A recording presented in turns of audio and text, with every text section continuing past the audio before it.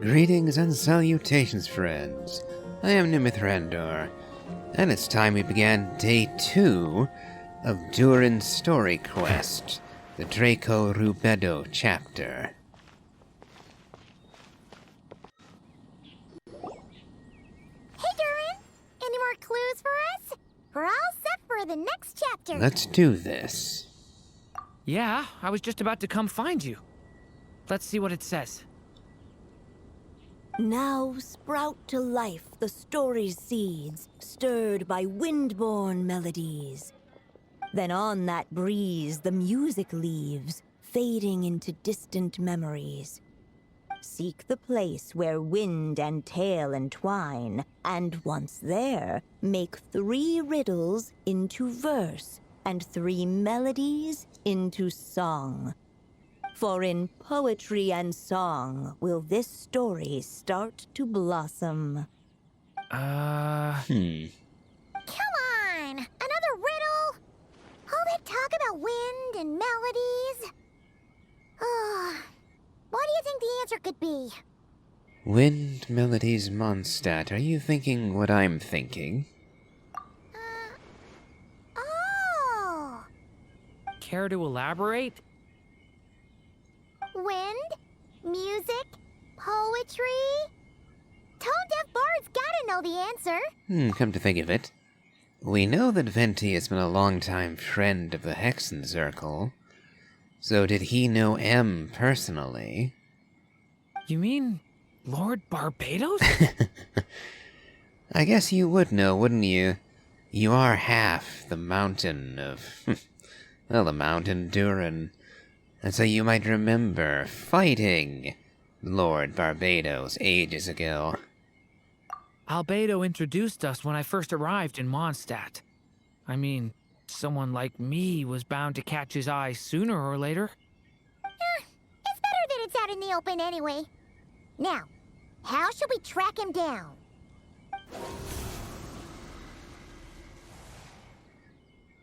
I'm pretty sure he's already caught wind of what's going on here.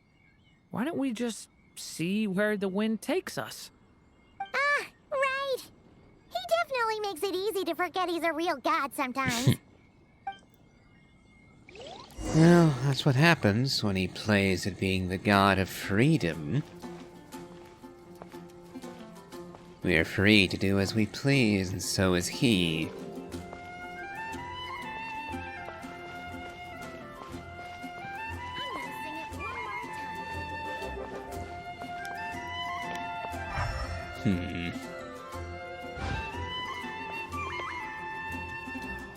Gotta say, the guidance of the wind is rather difficult to actually see.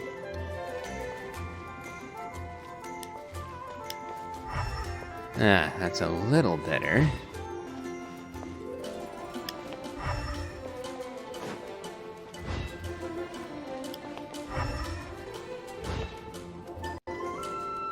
Traveler, Paimon! What a sight for sore eyes! And the little dragon from the fairy tale world. I heard your voices calling out to me on the wind. Something about needing help with a riddle? Sorry to disturb you, Lord Barbados. Disturb me? Not at all! To tell you the truth, I'm just as curious about this riddle as you are. Let me take a look.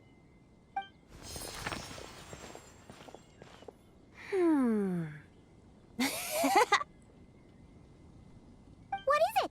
Did you figure out the answer? 3 riddles and 3 melodies. That sure takes me back. The answer you seek lies hidden in memory. Looks like running to Tone-Deaf Bard was the right call after all. Long ago, those mages came to Mondstadt, seeking to test their strength against mine. Oh. They actually fought you? But I replied, let us make music, not war, and resolve our conflicts through song. So I strummed my lyre and sang them this verse. Oh wind, welcome now, my guests. Pass through verdant leaves unseen, where shape your formless self may take, and offer up a graceful scene, a fleeting gift for welcome's sake. Leap at the edge of a sea of clouds, where land meets sky and sky meets ground. There frighten off the noisy crowds and bring my guests a calm profound. Fly beneath the stars up high, where mortal noise is swept aside, that my dear guests with starry eyes may share the dreams they hold inside. Now go to where I vowed to keep a quiet spot for them to sleep. No clash, no contest bars the way, just tea and mirth to fill the day. There you have it, the 3 melodies. As for the answers to those 3 riddles, I trust you can guess them by now. The woods, the edge of a cliff, and the sky? Correct! Funnily enough, your mother was also the first to solve it, all that time ago. There must be some kind of special rapport between those who write stories and those who sing them. The woods, a cliff, and the sky. Oh! So that's where it is! I suppose the spot that answer points to is where you're headed next. You should know, after solving my riddle, the mages even accepted my proposal and made that location their official meeting spot. And going by what your book is suggesting, once you found it, you might want to try playing the melody I just shared with you. Guess you can be pretty reliable when it counts, huh? Great animal archon? Thanks for the help, Lord Barbados. Still got questions for me, huh? Yeah, you must have read countless tales in your time, being a wandering bard and all.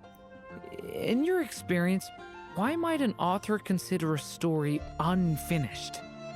Unfinished? Well, I guess if there's something left to accomplish in the story, or, if the last line goes, "To be continued." Huh? Wow, your helpfulness lasted for like 1 second. In all seriousness, I would think the answer to that question lies in your mother's story itself. It's not my place to pry any further. All right then, we should get going. I wonder when their next meeting will be. Well, alas, Mage M will not be attending any meetings going forward. And when you know it, it's the exact spot where the chess game happens. And that reminds me, I'll have to do the chess game at some point. Okay, we're here! Now, we just need to play the 3 melodies, and we should be able to gather the memories for the next chapter, right? A musical performance? Out of all the things Miss Lisa has taught me, that's the one I'm worst at. Leave it to me, then. Oh.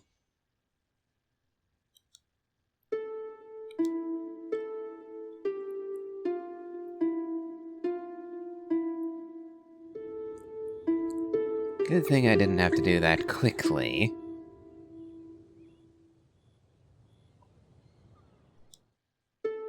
Oh.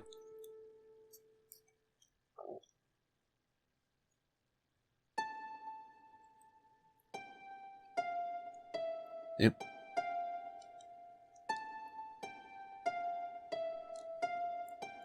Yep. Ay ay.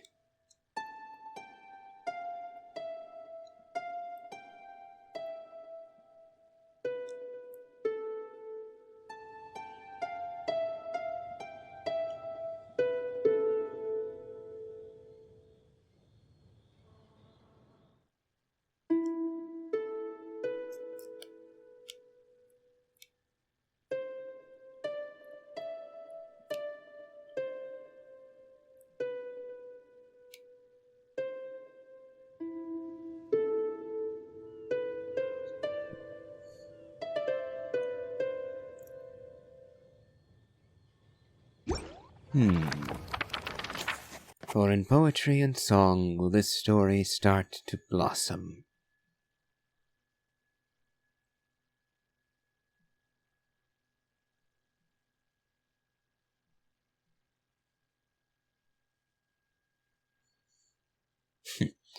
I wonder how we were supposed to finish this without Venti.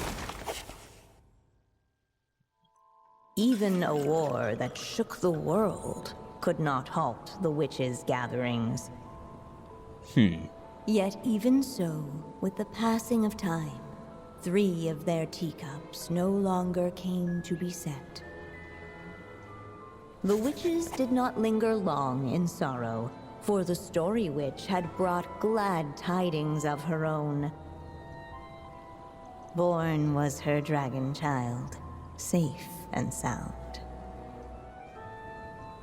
Her fellow witches offered up their blessings, eagerly debating how to celebrate the child's birth.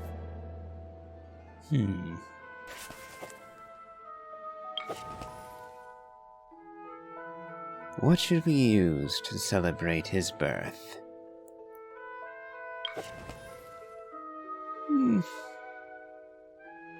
Let's go with candy. Keeping in line with Moon Prayer Night. A memory still all too near for me. In the end, they settled on the sweetest candy they could find. After all, what could be sweeter than the arrival of new life? And so, the witches' gathering turned into a birthday celebration. So we have Alice, Nicole, and Barbeloth. With Marie. I was hoping there would be more of the witches, but... well, it sounds like there might have been 3 others. But they will never come again. Or, perhaps... I don't actually know that, do I? Well, we shall have to wait and see, I suppose. So, we're back in the story world, huh? As if from nowhere, new guests appeared at the witches' table. Perhaps they too had come to celebrate the dragon child's birthday. Yet while everyone else was busy thinking about what kind of gift to offer, these 3 seemed to have come empty-handed. Hardly the recipe for a warm welcome to a birthday party, now is it? A gift? Well, I would point out that Durin himself is the birthday boy, so I think he may be excused for not having brought a gift to his own birthday party. Hey! What's this all about? We only just found out this was a party! While the guests voiced their complaints and grievances, perhaps they should have been wondering what kind of gift to give instead. So, we need to bring a gift to advance the story? But where are we supposed to get something like that? Perhaps it would be a good idea to have a look around. Why didn't you just say so? There's Minnie Durin.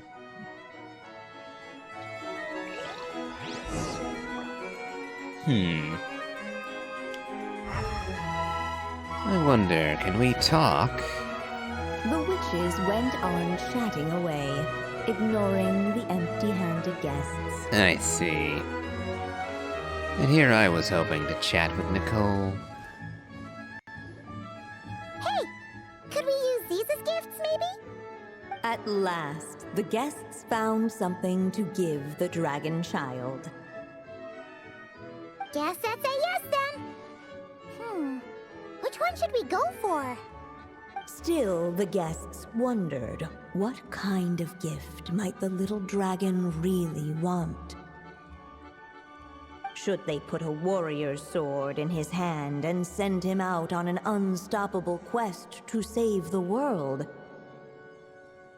Or perhaps a wandering hero's slingshot and the promise of a life of endless, uncharted adventure. Or maybe even a scholar's tome and the chance to take on all the world's unsolved mysteries. Okay. Wow. That's a lot of pressure all of a sudden. Well, what do you think, Durin? Oh yeah! Technically, we're actually picking a gift for you. So, which one would you prefer? You want me to choose? Wow, this feels kinda special. How come? For as long as I can remember, I've spent most of my time living in the stories my mother created. I always thought my mother had everything written out for me already, just like the toy figures in Constellation Metropole. What I wanted to do with my own future. Huh. That's something I've never really thought about. What did I want back then? This is the first time I've ever asked myself that question. Sounds like this is the perfect opportunity to answer it then. It's been a while since you left Simulanka, and after everything that's happened, it might be about time to start thinking about your future. Then let me give it some thought.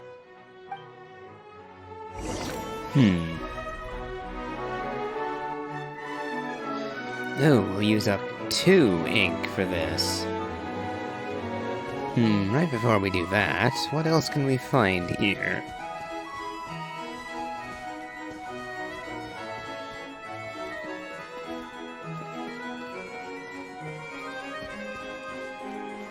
It's a good thing we have the option to come back whenever we want, I guess. But it doesn't look like there's anything else to interact with at the moment. So, what of the warrior's sword? A toy sword, perfect for a little warrior in the making.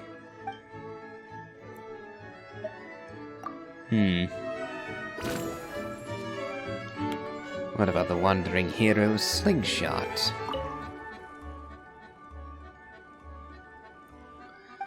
Not really giving me much more information there.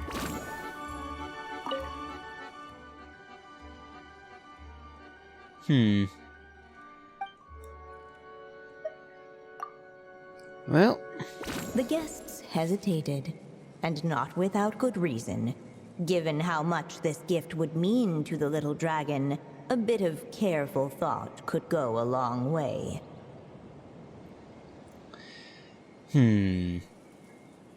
Given Durin's desire to help people, the fact that he attempted to save even the shadows of long-dead people, I think the warrior's sword might be best.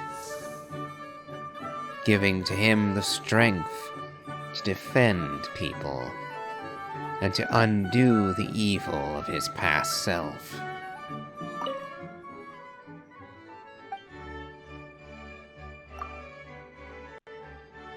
In the end, the guests settled on the warrior's sword.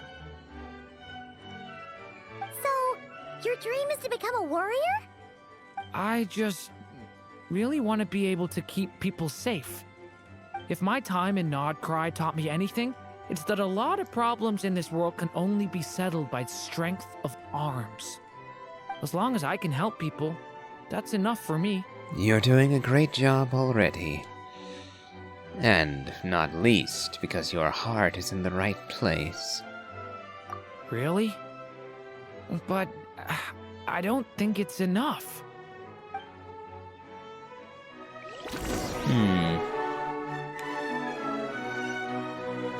Now that we have a gift, perhaps we can actually join the gathering.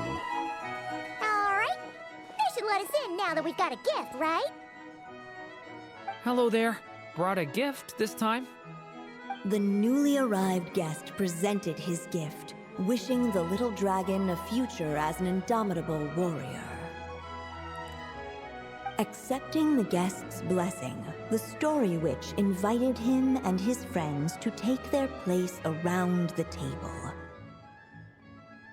Finally, she could introduce them all to her dragon child, telling all in attendance about the moment of his hatching, and of course, the name he'd been given. It was then that the Seer Witch, diviner of the stars, withdrew her gaze from the heavens and turned a sorrowful glance upon the little dragon. You gave him the same name as that evil dragon? That's right. But the life I intend for him shall be very different. What folly to love so blindly. For as you must know, a name is the mirror of destiny itself. He who bears an evil dragon's name must also inherit the fate of its previous owner. His fate has been foretold. Then I'll rewrite it. The witches at the table fell silent, for they knew the Seer Witch's words had never once proven wrong. Yet, just as clearly, they recognized the Story Witch's resolve, for there is scarce a force in this world more fearsome than a mother's love. At last, the Merry Witch stepped forward, dispelling the uneasy silence. So be it. Then we'll all lend a hand. Together, we shall rewrite this child's fate. You mean to defy one of the fundamental rules of this world? I refuse to be shackled by such rules.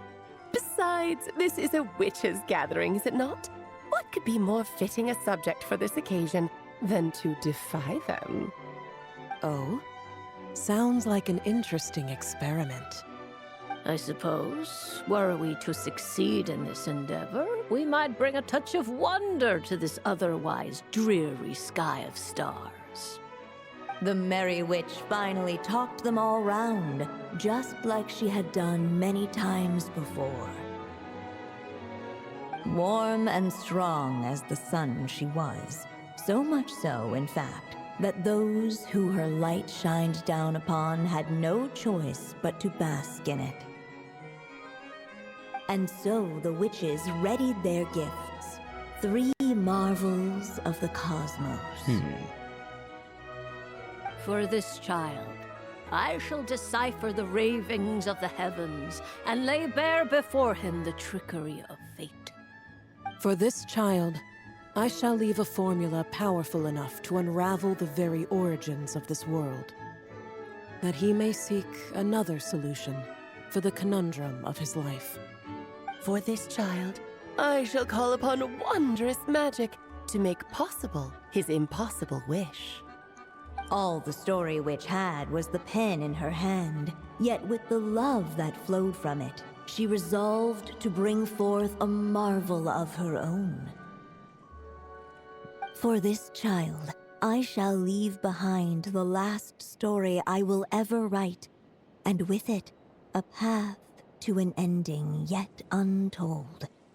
With the witch's blessings given and received, the little dragon's fate at last began to turn.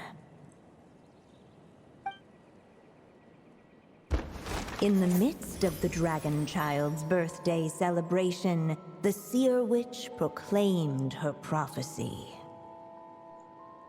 The child had been given the evil dragon's name, and with it, the burden of its fate. But hearing this, the Story Witch vowed to rewrite it all, for such was her love and resolve.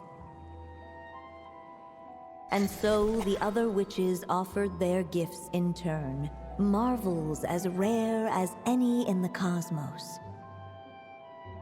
Together, they sought to test one of the fundamental laws of this world, in part to support a mother's love, and in part to sate their own curiosity. Oh, Oh, and I almost forgot. Our new guests came bearing blessings of their own. Who knows? Perhaps this extra bit of courage might be all the little dragon needs to change his fate. Wishful thinking, perhaps.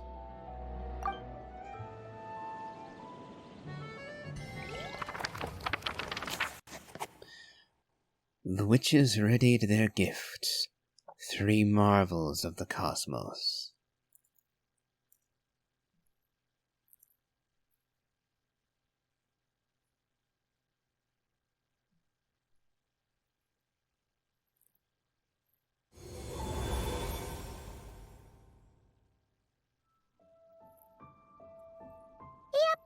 Looks like we've completed this chapter, too.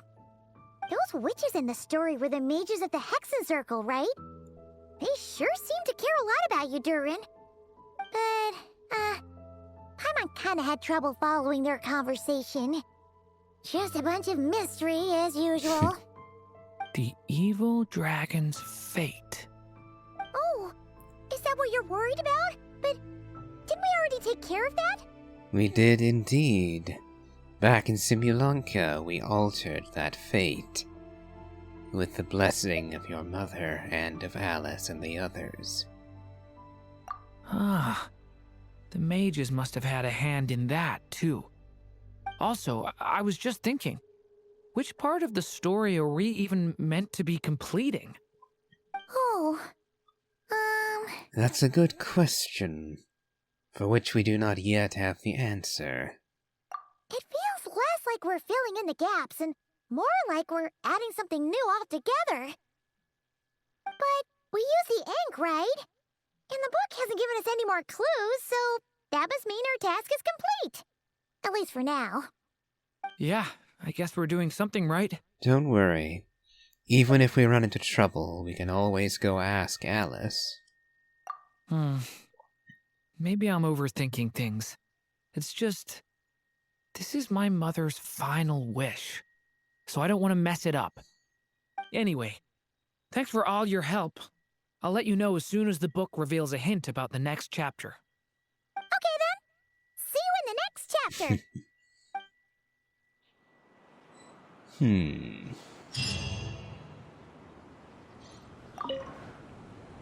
I think I'm gonna stick around, take my time reading through this book.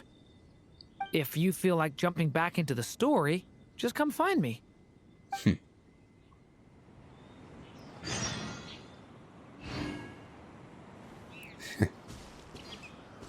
I was wondering. Yes, the meeting place of the witches is not your average little spot for tea.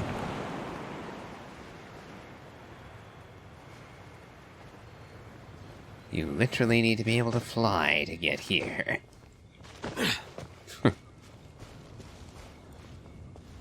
Oh well. I suppose this will end things for the time being.